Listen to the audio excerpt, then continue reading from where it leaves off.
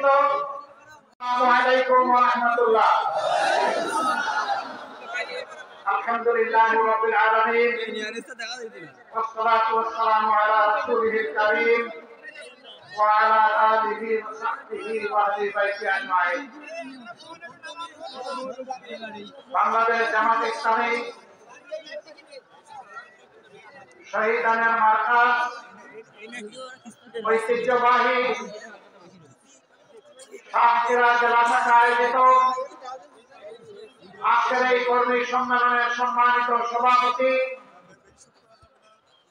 সম্মানিত জেলা আমির,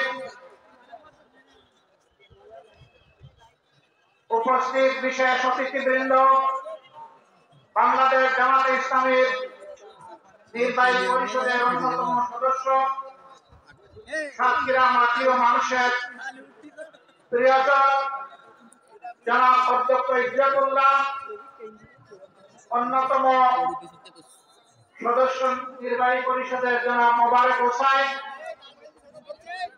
সাতক্ষীরা মাটি এবং মানুষের নেতা এবং প্রিয়জন জনাব মুহাদ্দিস আব্দুল খালেক সহ আঞ্চলিক নেতৃবৃন্দ এবং সাতক্ষীরা প্রিয় সহকর্মী ভাই ও বোনেরা, আমি জানি এই কর্মী সম্মেলন শুধু ভাইদের জন্য, কিন্তু বাসার আঙ্গিনায় আসার মতো অনেকগুলা সাদে উৎসুক বোনদেরকে আমি দেখতে পেয়েছি।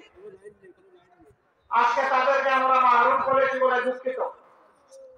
আগামীতে তাদের জন্য কোন আয়োজন করা হবে বলে আমি প্রত্যাশা রাখি ইনশাআল্লাহ। আপনারা সবাই কেমন আছেন? আল্লাহ রাব্বুল আলামিন ইজ্জতের সাথে আপনাদেরকে ভালো রাখুন। এই মাটিকে আমরা খুব ভালোবাসি। কোরআনের পক্ষে কথা বলতে গিয়ে, আল্লাহ দ্বীনের পক্ষে কথা বলতে গিয়ে, মুসলিম নেতৃবৃন্দের পক্ষে কথা বলতে গিয়ে বাংলাদেশের কোন জেলা এত বেশি জীবন এবং রক্ত উপহার দেয়নি। এই জন্য সাতক্ষীরার অবস্থা বাংলাদেশ জামাত ইসলামের কাছে অনন্য উচ্চতায়। আল্লাহ তাআলার দরবারে দোয়া করি, আল্লাহ তাআলা ক্রমাগত ভাবে যেন এই জেলার মর্যাদা বৃদ্ধি করে দেন। সম্মানিত ভাই ও বোনেরা, বাংলাদেশ আমাদের প্রিয় জন্মভূমি। আল্লাহ তাআলার বড়ই মেহেরবানি, দুনিয়ার খুব কম জায়গায় এরকম সুজলা সুফলা শ্যামল দেশ মানুষ পেয়ে থাকে। আমরা এমন একটি দেশ পেয়েছি, মাটির উপরে অফুরন্ত সম্পদ, মাটির গর্ভে অফুরন্ত সম্পদ, সমুদ্রের গর্ভে অফুরন্ত সম্পদ।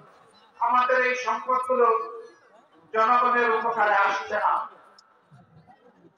যারা জনগণের ত্রাতা হয়ে কর্তা হয়ে বিভিন্ন সময় দেশ শাসন করেছে, জনগণের সম্পদ সুকৌশলে চুরি করে তারা তাদের পকেটে ঢুকিয়েছে। এই জন্য বাংলাদেশের জনগণ তাদের প্রাপ্য হিস্সা পায়নি, সুষম উন্নয়ন হয়নি। 15 সালের দিকে কোন এক রমজানে আমি ঈদ উদযাপন করতে এসেছিলাম এই জেলার শহীদ পরিবার গুলার সাথে। সকাল 9:30 থেকে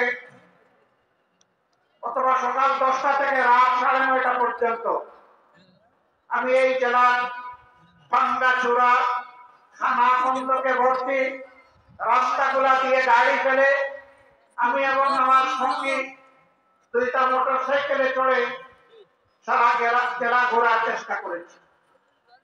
আমি লোকদেরকে জিজ্ঞেস করেছিলাম, আমরা